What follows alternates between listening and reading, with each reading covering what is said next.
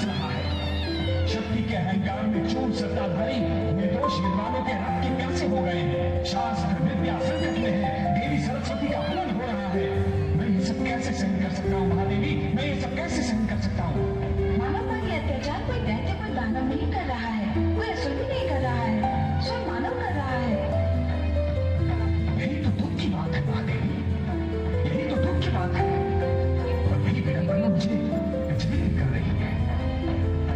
महादेवी, मानवता के इतिहास का सबसे दुर्भाग्यपूर्ण दिन। मैं आपको वियोग का दुख नहीं दूंगा महादेवी।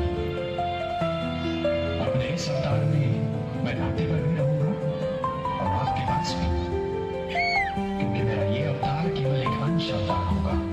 कमलनयन, मानव उद्धार के लिए यदि आप मुझे वियोग का दुख भी देते तो भी मैं सहन कर लेती। संसार के लिए ये बलिदान देने के लिए मैं तैयार हूँ। आपने मुझे ये नहीं बताया कि आप अपना अगला पग कहाँ धरेंगे? महादेवी, मैं धरती और मानव से वचनबद्ध हूँ। मैं उस जलते हुए वन में जा रहा हूँ महादेवी, जहाँ ऋषि जमदग्नि की पत्नी देवी रेणुका प्रसव पीड़ा भोग रही है। मैं उनके घर से परशुराम बनकर जन्म लूंगा। मैं एक आचार्य के घर जा रहा हूँ महादेवी, एक गुरु के घर जा रहा हूँ, परंतु शास्त्रों की रक्षा करने के लिए शस्त्र भी उठाऊंगा। इस अवतार में मैं परशु उठाऊंगा महादेवी और परशुराम कहलाऊंगा।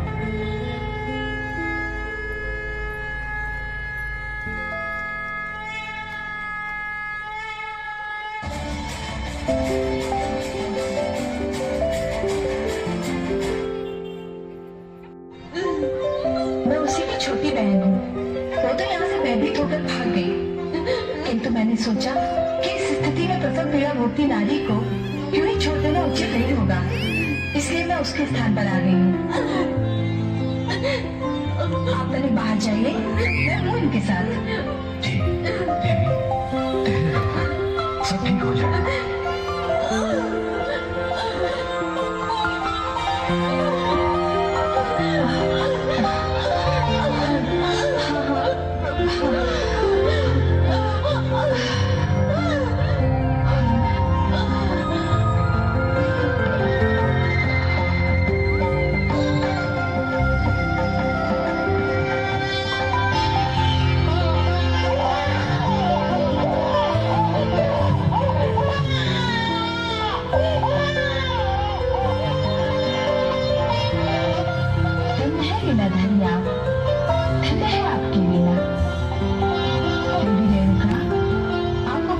कभी ज्ञात नहीं हो सकेगा कि आपके पास कौन आई थी और आपको क्या देकर चली गई।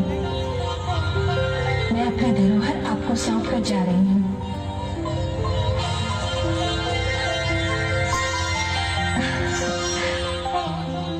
बधाई हो ऋषि जमदग्नि, आप और देवी रेणुका अत्यंत भाग्यशाली हैं। आपके वंश में स्वयं नारायण ने जन्म लिया है। धन्यवाद।